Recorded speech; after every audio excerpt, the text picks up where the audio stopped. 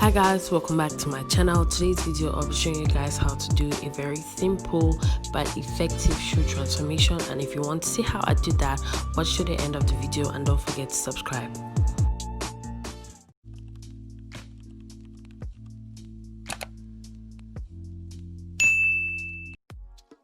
Okay, so starting off with our video, I have my instrument elements, whatever you want to call them, my materials. Yes, that's the proper name. Okay, so first off, we have our knockoff Zara shoes. I literally bought these slippers for 1,000 francs. And I knew from the beginning that I was going to change it, so I just didn't know what I was going to change it into. So yeah, I like my denim cutouts from some DIY I did a while back, and then I'm going to show you guys my matching bias tape. I used the bias as an outline for where the gold and silver was, so you could easily change that, and then I have matching thread and tape. So first off, we're going to open the shoes. As you can see, like I said before, I was going to use them for something else. So when I got the shoes, first thing I did was try to open it up. That's why it's already opened up like this. And then now we are going to take away this thing. I don't know what this thing is called. So I'm just going to use an X-Acto knife to take it away. And then for those of you who do not have an X-Acto knife, I tried using a blade. And was it effective?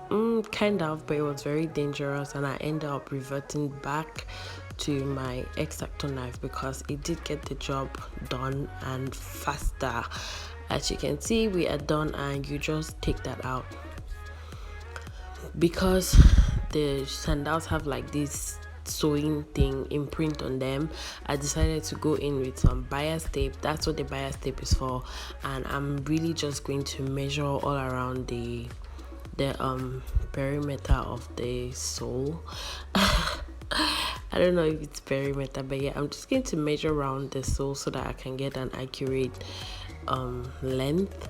And then after, I'm going to cut two pieces since I am dealing with two different shoes. Now for the big boy part of this video, I am going to cut out my denim stripes for the basket weave thing I'm going to be doing.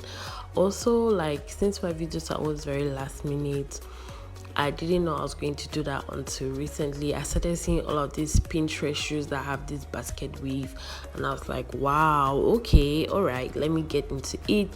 And for you to get the strips, all I did was cut them 6 by 9, or actually 3 by 9, and then I'm going to sew them down. As you can see, I tried to utilize every little bit of denim I got, so I cut them like in different versions, and this is what I had at the end.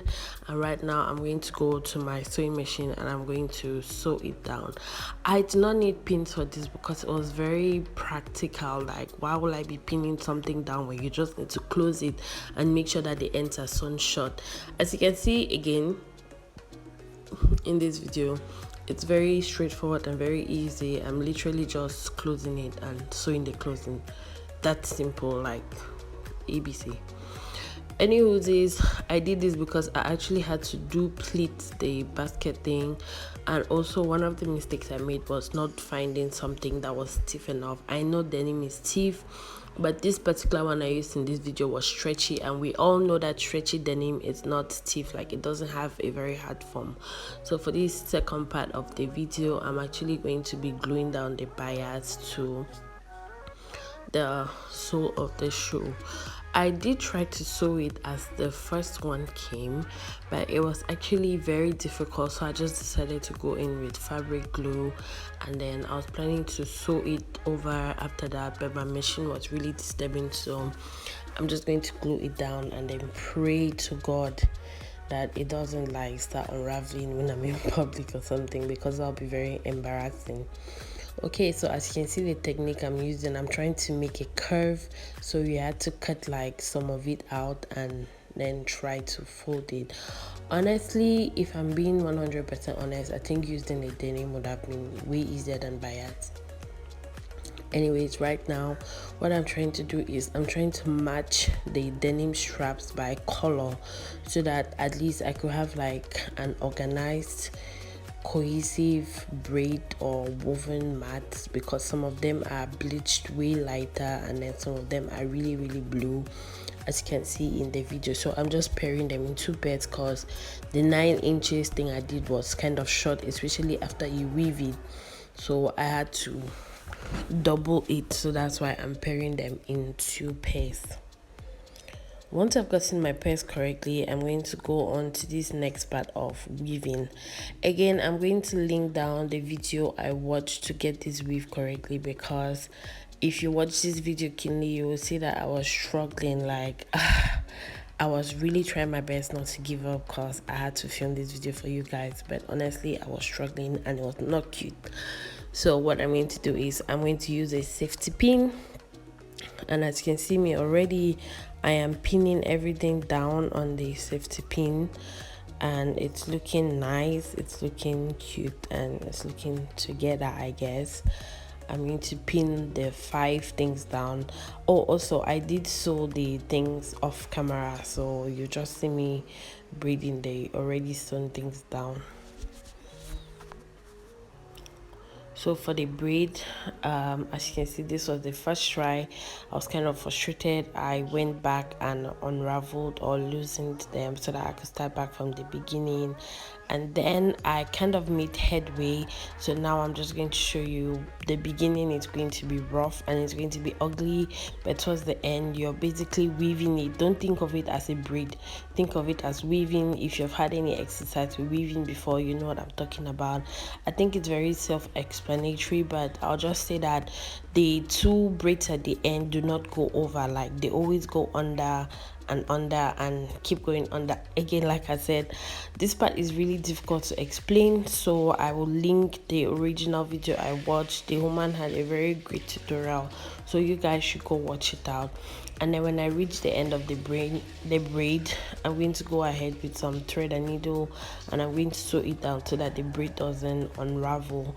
Also, I would have done this on my machine, but like I said, my machine was acting up. It did not want any of this rubbish, and I had to respect it, sadly. So here I am struggling with this, but it wasn't that bad. It gave me more time to think and reflect on my life. Anyways, after doing that, I'm going to make sure that the braids are tight by pushing them together, and as you can see, they look nice, and that little piece of faded denim kind of gives it like a, what's the word, it gives it texture, it gives it variation. So now I'm going to do the most important part of the gluing down. Before you do this part, you will want to measure like how thick your legs are, and then cut, let's say, 1 inch of allowance so that it could sit comfortably underneath the shoe. Don't be like me, who just, I don't know what was happening to me, but I made a mistake there and I had to go back and rip my shoe open and fix it. But anywho's, it's basically self-explanatory. I measured so that the 2 sides could be together. I measured the beginning from the other part, and then I like put the glue down there, and I pinned the braid from the under part to the top, because if the under part is the same length, I'm assuming that it's going to be the same on the other side as well. So there we go. After you do that, you're going to like glue the base, like the under, I don't know what this part is. I think this is the actual sole of the shoe, and then this part I'm gluing now. I don't know the technical name for it, but you're just going to glue the 2 of them together, and that's basically it.